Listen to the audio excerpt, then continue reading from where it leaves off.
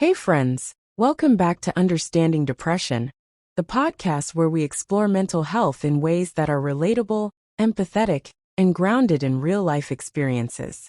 I'm really glad you're here. Today we're diving into a heavy but incredibly important topic: depression and anxiety, double trouble. These two conditions often show up hand in hand, and when they do, things can get complicated. Living with either one is tough enough, but when depression and anxiety team up, they can form a vicious cycle that's hard to break. In this episode, we'll unpack what depression and anxiety actually are, how they interact, what it feels like to live with both, and most importantly, what you can do to cope, heal, and seek help. Living with depression is hard. Living with anxiety is hard. But when you live with both, it's double trouble. So in this episode of Understanding Depression, we break down how these two mental health challenges often go hand in hand, what it feels like, why it happens, and how you can get support. Whether you're experiencing it yourself or want to help someone else, this episode offers clarity, compassion, and real tools for healing. Watch until the end for a message of hope. Whether you've experienced this combo yourself or you're here to understand a loved one better, this episode is for you. So take a deep breath, grab a warm drink, and let's talk about it. Before we talk about how depression and anxiety interact, let's first understand them individually. Depression isn't just sadness. It's a mental health disorder that affects your mood, thoughts, body, and ability to function. People with depression often feel hopeless, empty, or numb. Motivation disappears, energy drains, and life can feel meaningless or overwhelming. Sleep and appetite can change, and simple tasks like showering or texting back a friend can feel like mountains to climb. Anxiety, on the other hand, is characterized by excessive worry, nervousness, or fear. It's like your brain is stuck in overdrive, constantly predicting danger, overanalyzing situations, and creating a storm of what-ifs. Physically, anxiety might cause a racing heart, sweating, tension, or even panic attacks. These two can look and feel very different. One slows you down, the other speeds you up. But somehow, they often coexist in the same person. Depression and anxiety often co-occur. In fact, studies show that nearly 60% of people with anxiety also have symptoms of depression and vice versa. That's not just a coincidence.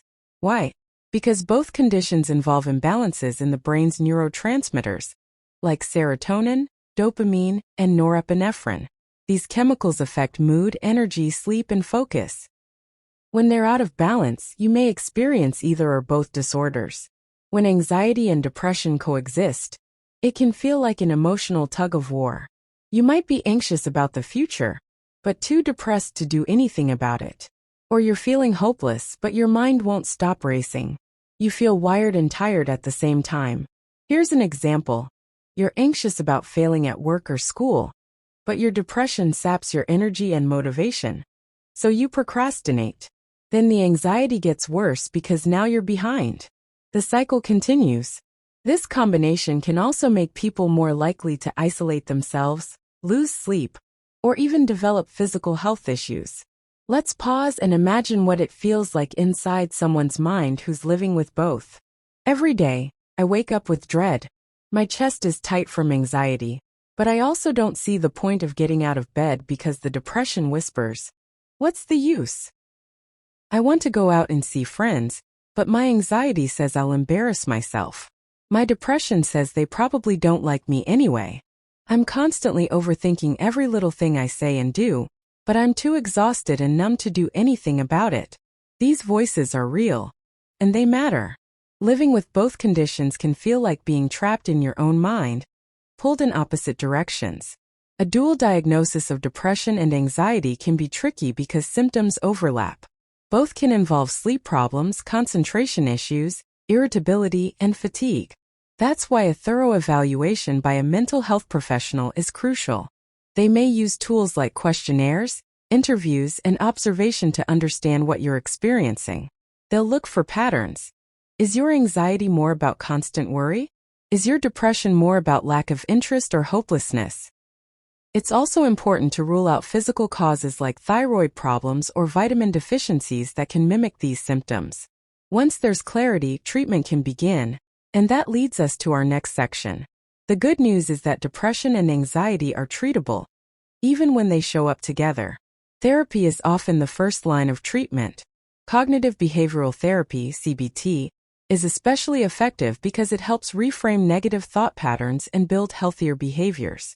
Mindfulness-based cognitive therapy, MBCT, can also be powerful, especially if your anxiety is high. Medication may be recommended in some cases. SSRIs, selective serotonin reuptake inhibitors, are commonly prescribed to target both depression and anxiety symptoms. They don't work overnight, but they can make a big difference over time. Lifestyle changes also matter.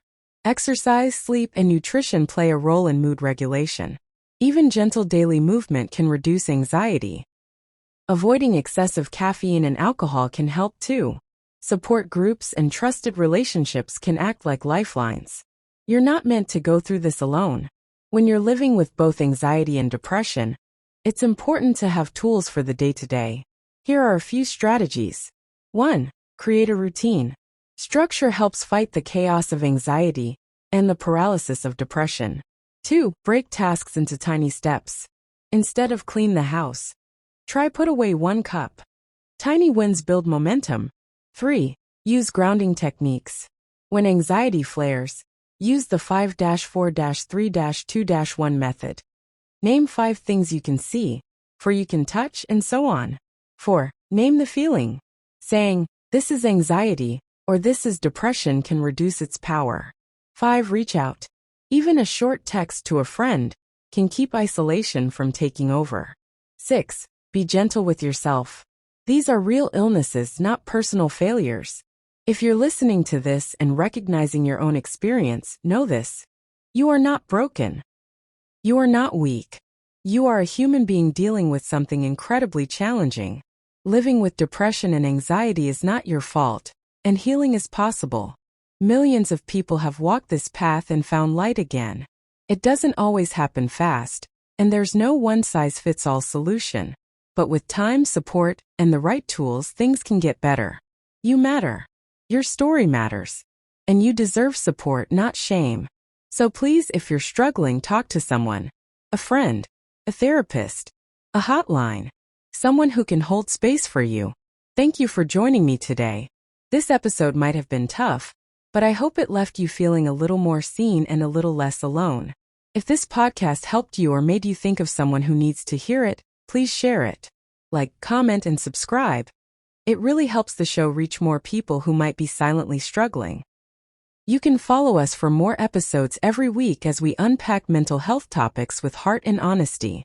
Until next time, be kind to your mind and take care of yourself. Disclaimer: the content shared in this podcast is for informational purposes only and should not be considered a substitute for professional medical advice, diagnosis, or treatment. If you or someone you know is experiencing depression or any other mental health issues, please consult a licensed mental health professional. Always seek the advice of your physician or qualified mental health provider with any questions you may have regarding your mental health. You're not alone in this.